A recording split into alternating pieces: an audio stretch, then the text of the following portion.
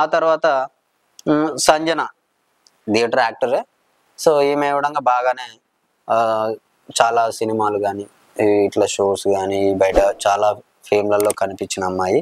ఆ తర్వాత శ్రేష్ఠ వర్మ కొరియోగ్రాఫర్. శ్రేష్ఠ వర్మ తెలిసిందే, ఈ అమ్మాయి గురించి తెలియని వాళ్ళు అంటూ ఎవరు లేరు మన తెలుగు రాష్ట్రాల్లో. శ్రేష్ఠ వర్మ మంచి కొరియోగ్రాఫర్. పుష్ప 2, పుష్ప పుష్ప పుష్ప పుష్ప పుష్ప పుష్ప పుష్పరాజ్ ఈ సాంగ్కి మంచి పేరు వచ్చింది.